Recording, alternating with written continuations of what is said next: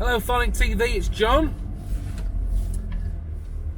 I just literally thought I would do a video to catch you all up on recent events, and it's kind of like a diary entry into what's going on in the UK at the minute.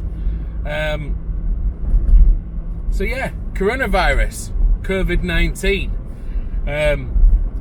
Started off, like all good pandemics do, which we don't know because we don't usually experience them in our lifetimes.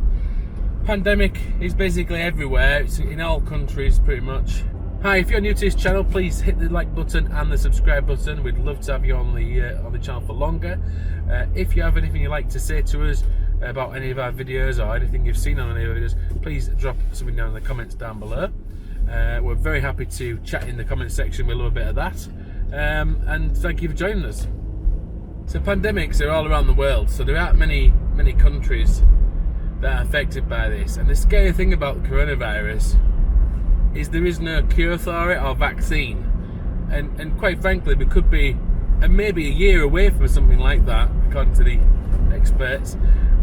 So this is why the sort of government and governments around the world are making extraordinary measures to upend the lives of their citizens, to sort of try to slow the deathly march of this terrible affliction that's affecting people's respiratory and breathing.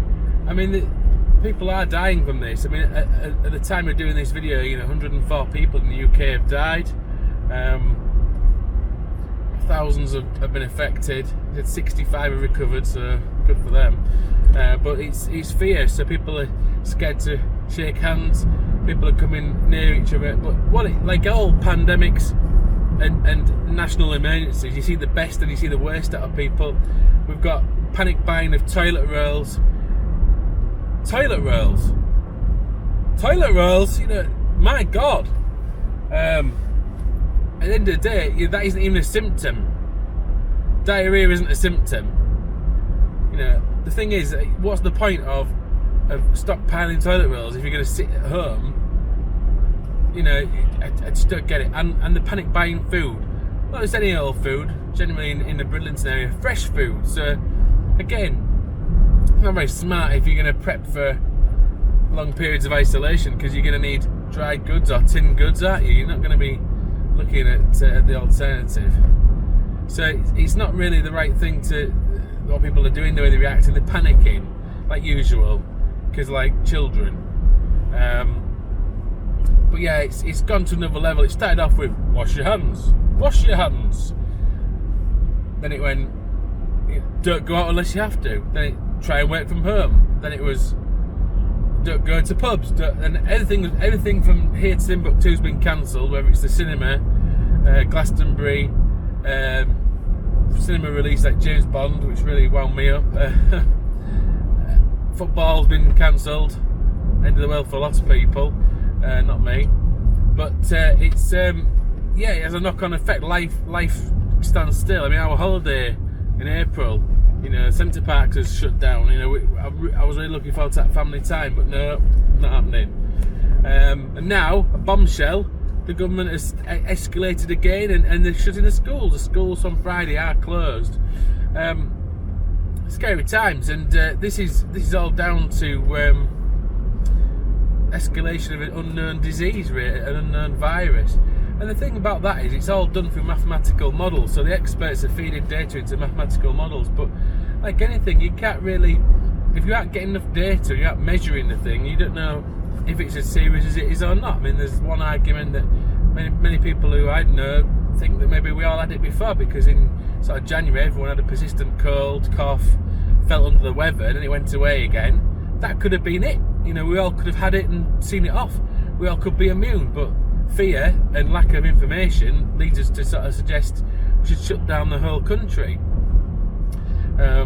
My thoughts are, within the next sort of week or so, if it's going to be a nightmare for us and for all families everywhere, juggling children and jobs, trying to stay in work. Employers won't really want. A lot of employers won't want to know about that. They don't really care, or some people don't believe it's real.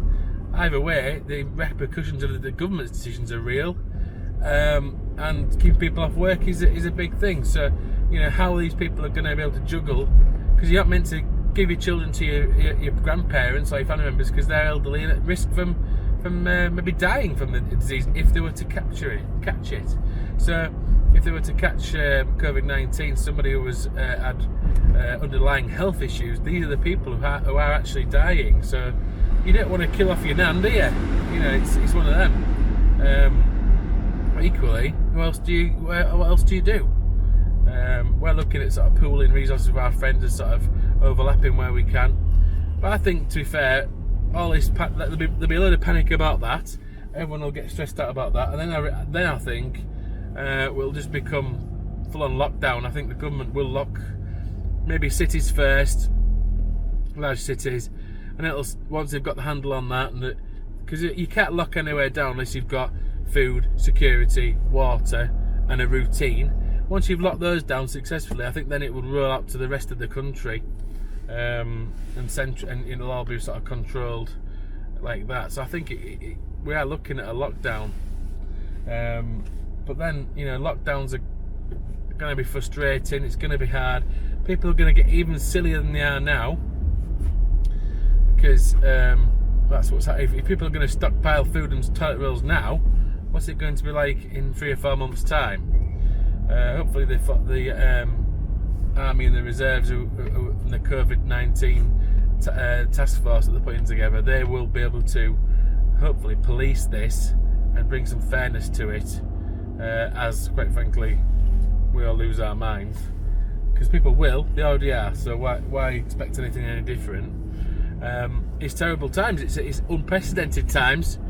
I haven't done a video about it up until now because, to be fair, I'm in a state of shock with it really, but I thought, I've got to document it. I mean, the kids were watching YouTube this morning, and I kind of thought to myself, this is what life, it's like a time capsule now. Life before the virus was like, what changes are going to come out the back of this. I mean, we're going to get virus action plans as part of election policies, manifestos. We're going to be talking, people are going to become more insular. I know I'm talking to you now on YouTube, but a lot of people will lean more towards the technology and less towards human interaction and looking after the neighbours and things. This is a new dawn really of awareness of virology and maybe possible chemical attacks as well, because there's always conspiracy theorists. No one could accept the fact that it's probably come from someone eating a dead bat or something across the world. It's irrelevant to me. It's a job of a immunologist and a virologist to figure out where and how this happened and how we can safeguard it. But there'll always be something. It's a bit like economically. There's always the recession. There's always Brexit. There's always something to panic people about, where there's a run on the pound or there's a drop in the FTSE 500. This is life, and everything affects what we do. So, but it's down to the basics now. It's down to the staying alive, looking after and hopefully looking after each other, and coming out of it at the other side maybe with a little bit more of appreciation for life, and not just trudging along in the darkness hoping that the answers are just going to come to you on a plate. Because it's scary how underprepared a society we are. If there's a power cut, we'll lose our minds. If it's Christmas even, we panic buy because the shops are going to be closed for a day. What is this? People just don't know where things come from, or they don't really appreciate where they come from food-wise, and that's scary. It's a scary situation. So I'm hoping that we get through this as a nation, and we can come out the other side. I mean, currently I'm trying to help all these people who've had their homes flooded in Snaith and Cowick, which is in Yorkshire. But then you've got people's human nature's failing them. I mean, the loss adjusters have no sympathy at all. They don't really care, and they're forcing them into temporary accommodation that's basically not fit to be a garden shed. And yes, they're spending money on them, but these people deserve better, I think, because they've lost their homes and their lives. And then with this on top, it's like if you had a health concern, which like one of my customers does, who's going in for heart surgery, which is vital surgery. He really needs it or he'll die. That, plus losing all your homes and your memories and possessions and your vehicles, to then having to lock down because you're in your 70s. What's going on? You know, what it must be like for him, I have no idea. The poor man. Instantly he's called John as well. But I feel for him, and I'm trying to fight for these people to get something so they're sorted. Then we can ride this thing out in relative comfort, you know. But yeah, it's going to be a big change. All the children are going to be off on Friday. There's no real plan about when that's going to end, because nobody really knows, and that's the truth. So, you know, welcome to the virus on the Tholic TV channel.